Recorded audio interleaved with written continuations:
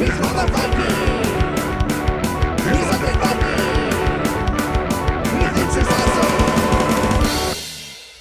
everybody, it's me, Lance Meixer, Undead Viking. I'm here to talk to you about a game called Planet 313. And this is a science fiction game, as you can probably guess, that is definitely geared towards a family. It is geared towards, well, as far as I'm concerned, it's geared towards me and my kids, because we've been playing a lot of it.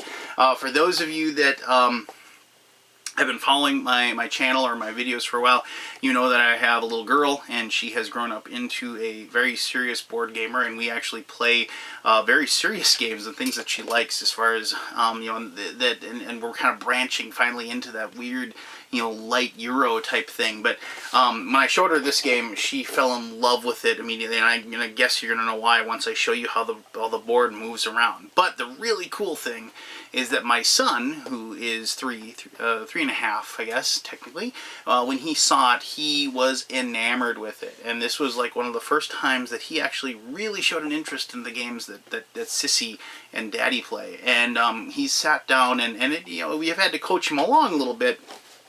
But he's really enjoying it, and he's having a heck of a lot of fun. And so, and while I've played it with my gaming group, and we've definitely had fun with it as well, I see this as like one of the first games that, like, I'm really happy that I have, because of the fact that it's something that my son asks for. He said, Daddy, where's the Planet game? You know, and we go and get it out, and he, you know, has these big giant chunky dice there in his two little hands, and he's like, and he drops them, you know, and then half the time they fall on the floor or whatever. But, you know, so it's given me a lot of really awesome experiences with my family, and I wanted to show it to you. And if it's something you think you would want to add to your collection, you can definitely back it and see if you can get a copy. But all right, cool. Well, this is Planet 313. I'm going to show you how to play, and then we'll come back here and I'll talk more about it. All right, cool.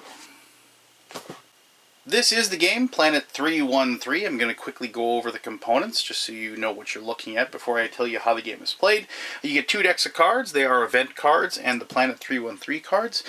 These are science tokens. You can collect those in a couple of different ways. When you get them, you can use them to adjust the movement of your ships as they're trying to make it and land on Planet 313 there in the middle. These are the 5 dice. You're going to roll all 5 dice in your turn. More on them when I actually get to showing that. Each player will get a basic ship card that has a 1 attack and 1 defense. You can play different cards for different ships when you get them out of the Planet 313 deck. And those are when you fight the other people's ships. That's when you will either use your basic ship or from a ship card from your hand. Obviously, this is the game board. These are the 4 different launch bays that you will be launching your 4 ships from. And this is the game board itself, and this is probably the coolest part. Well, this is one of those games when you play it and people watch you, they're like, whoa, check it out, because this is a game board where the board does swivel. Each one of these rings is like a ring around the planet. And obviously, when you move the big one, you don't move. You only move one of the rings. You're gonna have to like hold the other ones in place. And just so you know, I mean, this is a prototype. It's a really nice looking game and prototype that was sent to me, but I can't guarantee that the artwork is going to look the same, or how this swivel is going to work as far as the game when it comes out. But so you will be moving the rings, and then your ships are going to be on these different rings, and they're going to move as well on them. You'll notice that there's these lines that you have to, after you're done moving the rings, you actually have to line up with the launch base. So like this line is a straight line that goes across and across like that. There are spots that have planets on them, and there are spots that have no planets on them. And that is a very important thing, because when you're moving into trying to get your ships to land on the planet in the middle, it is easier for you to move through a spot that has a planet and get to the next ring than it is to go through open space, this open like space ring like those. And so that's a very important function. So to play the game, you're going to get these Planet 313 cards. You get a starting hand, then on your beginning of your turn you get to draw a card. from the deck. You're going to do your turn. At the end of your turn, you draw another card. There's no hand limit for the Planet 313 cards. It's just going to be one of those things where you can collect them, but you're going to be using them really quickly because they have lots of different powers. I just wanted to show you a few of these cards just so you can have an idea what's in there. Some of them just give you an action, like this one. It says ambush. Take one ship from your launch pad and attack any of the leader's ships in the space. Play any time. And normally, the leader is going to be the person that has landed the most ships on Planet 313. In some cases, there's other breakdowns. That's going to be the most common situation. Like this one, Circuit Booster. Circuit Booster gives a target ship +2 on its shields. Play during a battle. Now, notice it doesn't say on your ship.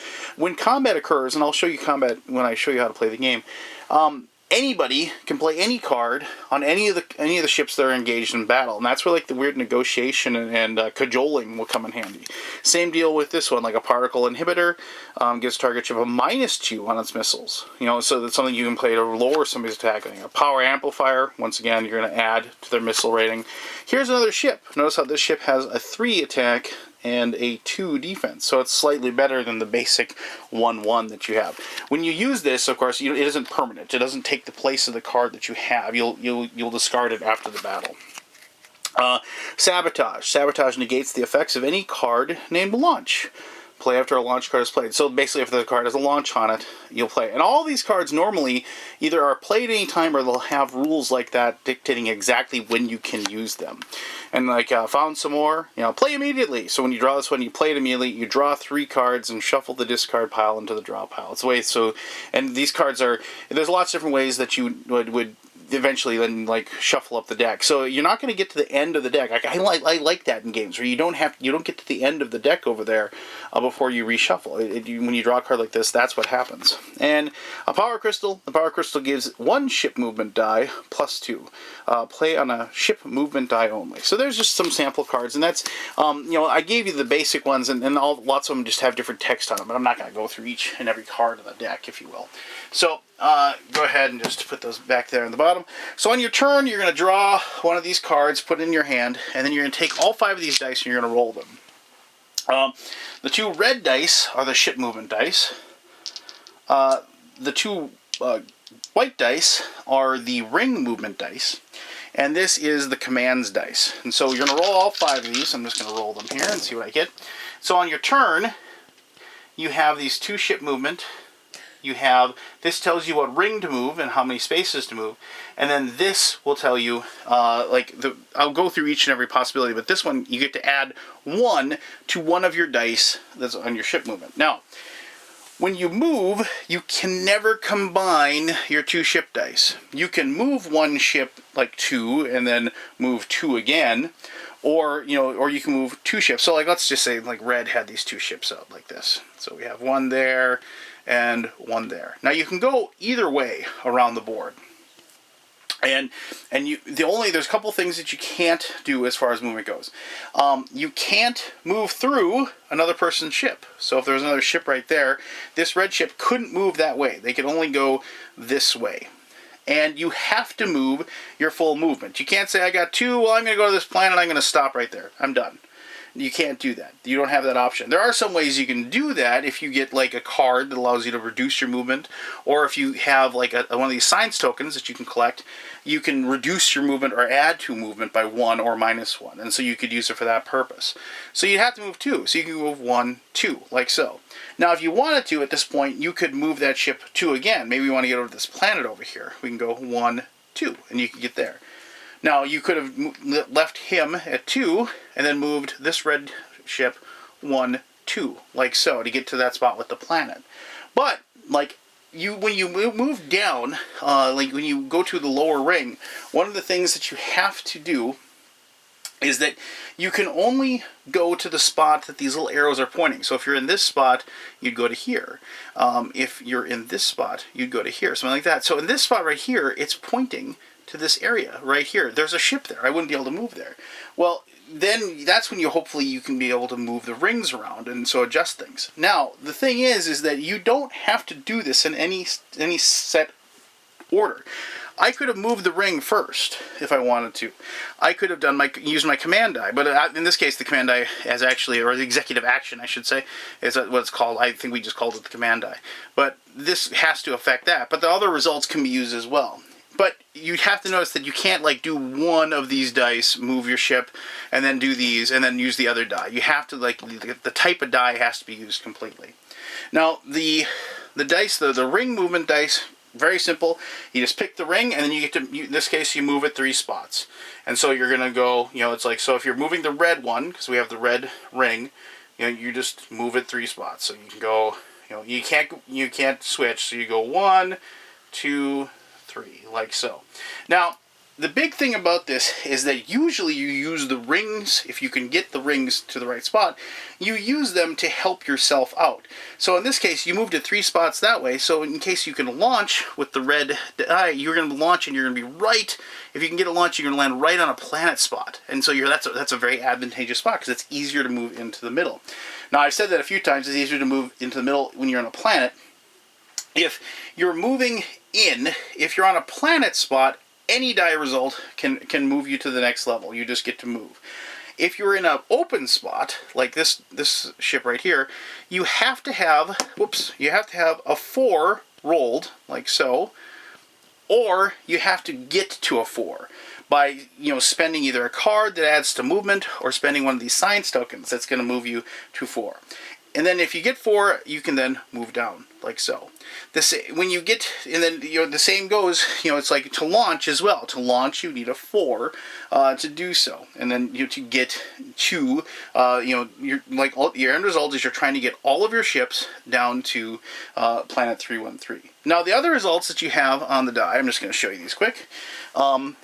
If you get a jump result, then you just get to move one of your ships, you know, down a level. And that includes, like in this, you could use the jump result to land on the planet, like so. And you just immediately land that and you take that off. They don't stand on the planet. You can't attack them when they're on there. You can't destroy anybody after they reach the planet. But that's what a jump result does. An event draws an event card, and I'll show you the event cards here in just a little bit. We already showed you the +1. A battle, when you get a battle, you get to take a ship that hasn't launched yet and initiate a battle with another ship that's on the board, with any other ship. You just immediately initiate a battle with that one.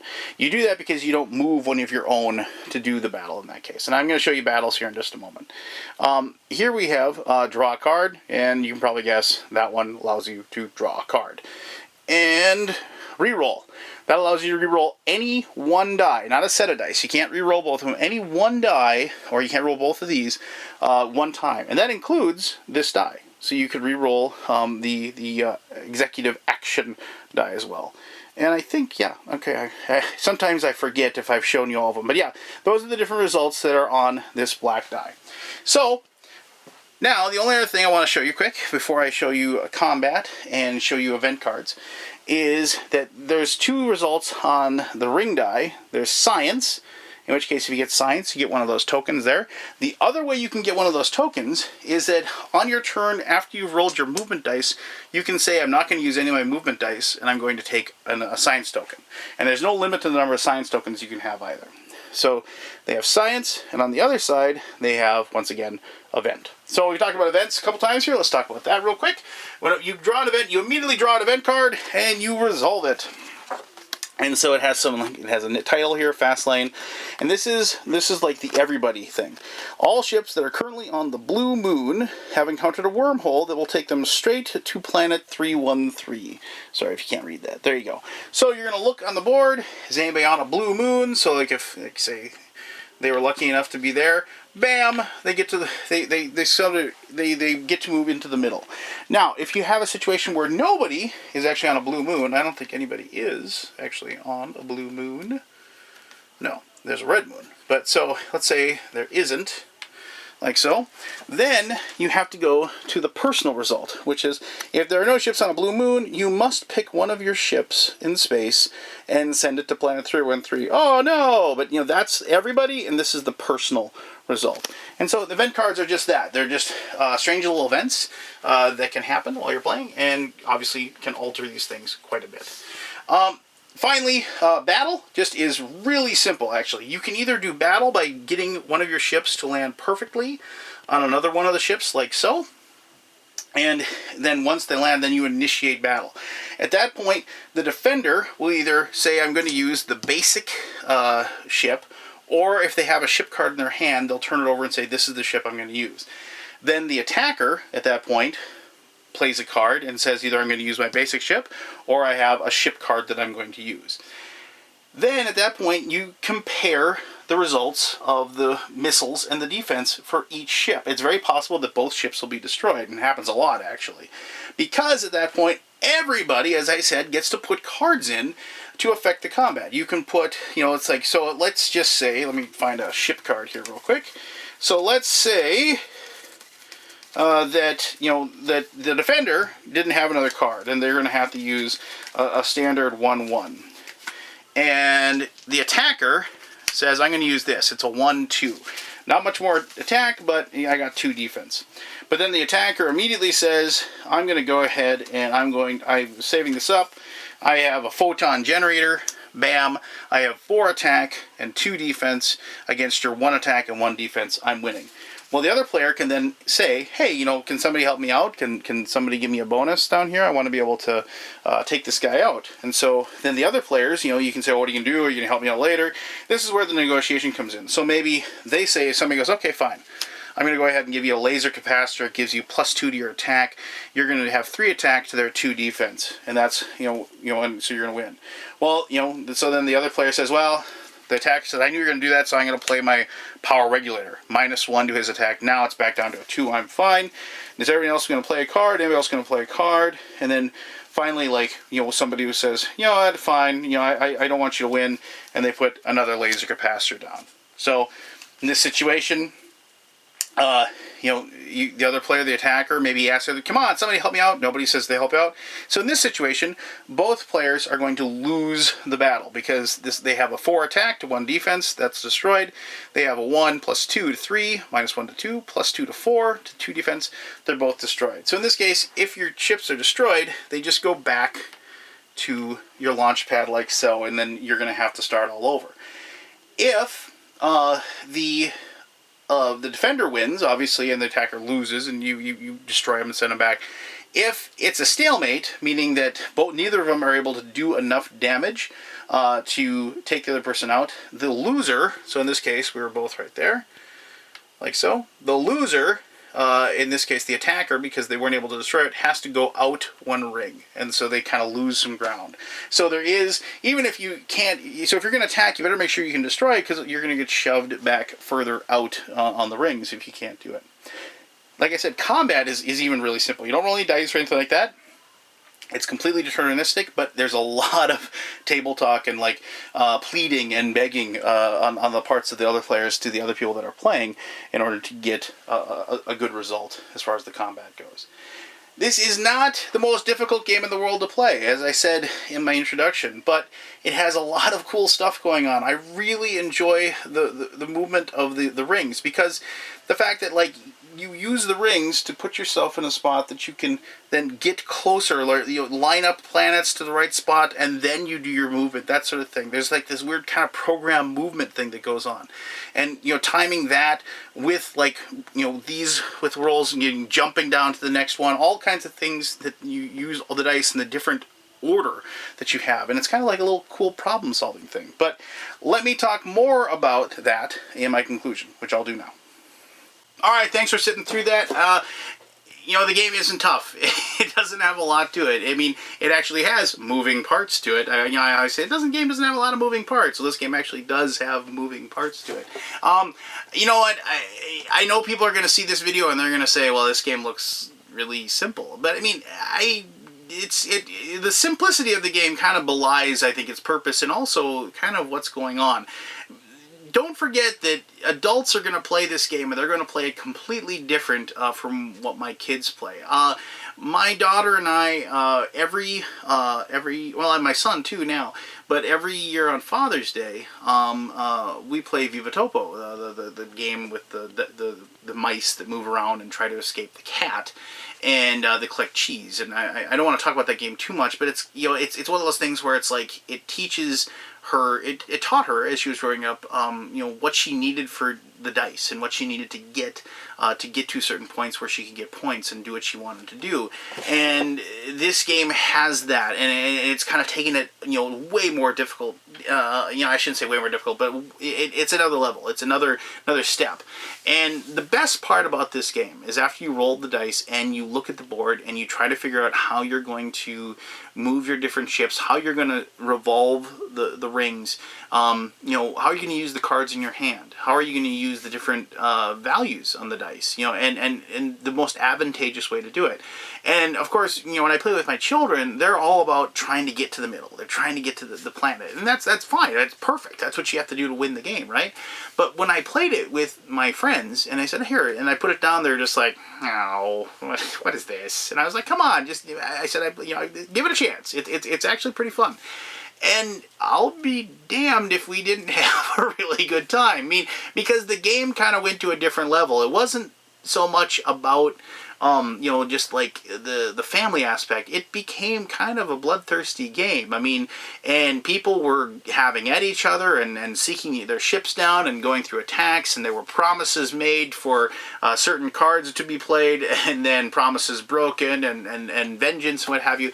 And as soon as I was able to convince my gaming group to kind of move past the simplicity of the game, they actually then found a different level of it, and they actually started to really dig what was going on.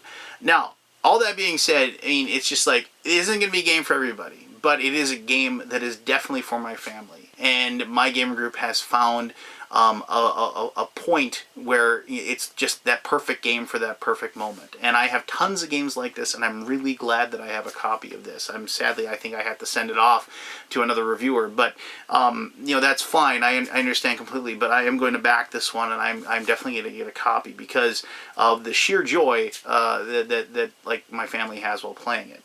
Now, as far as the game itself, if you have kids that are digging space and you're looking for that lighter family game, you know, I definitely suggest it. And if you have a gaming group like mine, good friends, good buddies that can you know, delve into something like this and enjoy it for what it is, I think you're going to want to try it out as well. So if you have any questions about it, by all means, ask away.